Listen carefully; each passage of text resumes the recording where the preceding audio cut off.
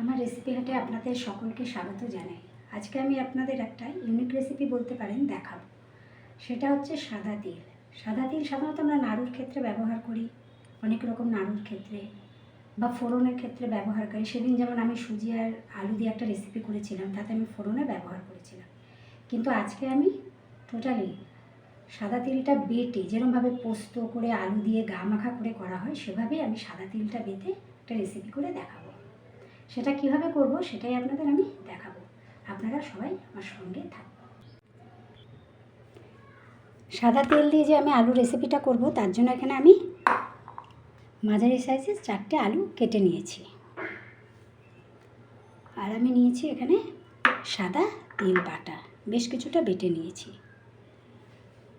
আর নিয়েছি গোটা কাঁচা লঙ্কা, এটা চিড়ে দেব। এবার আমি রেসিপিটা শুরু করছি। কড়াইটা কিন্তু গরম হয়ে গেছে। এখানে আমি একটু বেশি করেই তেলটা দেব। সর্ষের তেল দিচ্ছি আমি এখানে 7 থেকে 8 চামচ আমি সর্ষের তেল দিলাম। তেলটা কিন্তু গরম হয়ে গেছে। এবার এর মধ্যে আমি 2টো শুকনো লঙ্কা ফোড়ন দিয়ে দিলাম।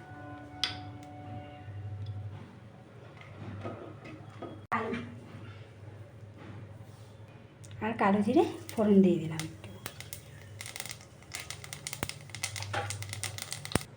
দেখুন শুকনো লঙ্কাটা কিন্তু পোড়া পোড়া হয়ে গেছে। এবার এর মধ্যে আমি আলুগুলো দিয়ে দেব।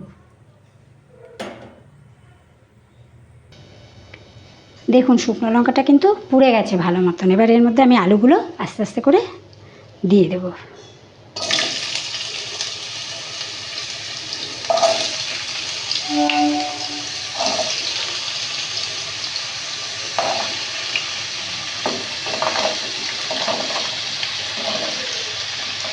এর মধ্যে আমি এবার পরিমাণ মতো নুন দিয়ে দেব।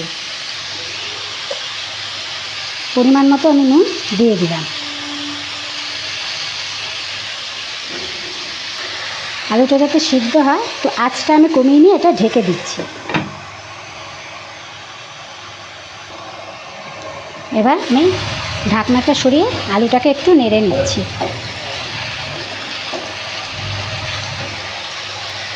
এর মধ্যে আমি অল্প করে একটু হলুদ দেব। খুব বেশি হলুদ আমি দেব না, অল্প করে একটু হলুদ দিয়ে দিলাম।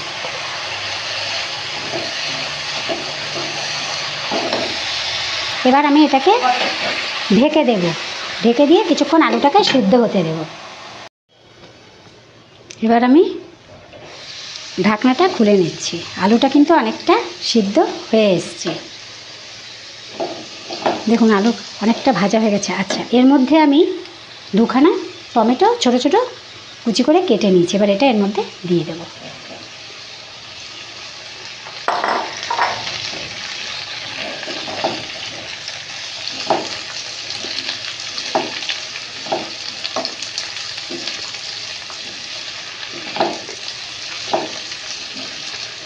এবার এটা দিয়ে কিছুক্ষণ আমি ঢেকে রাখবো।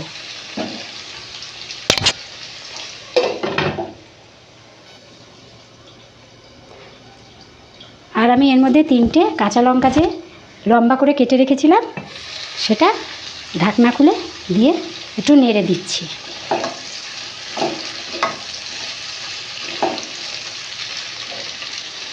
দিয়ে এবার ঢেকে দিলাম।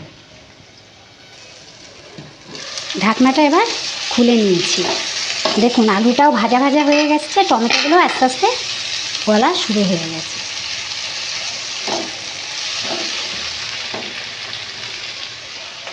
এবার আমি এই তিল বাটাটা এর মধ্যে দিয়ে দেবো।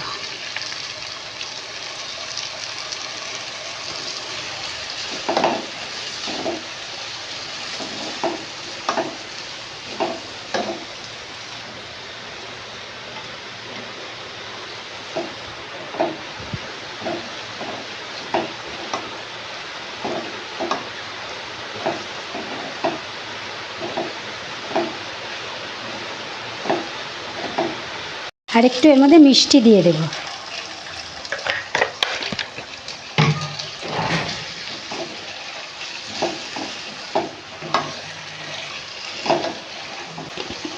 এর মধ্যে একটু পরিমাণ মতো মিষ্টি আমি দিয়ে দিচ্ছি। একটু মিষ্টি না হলে ভালো লাগবে।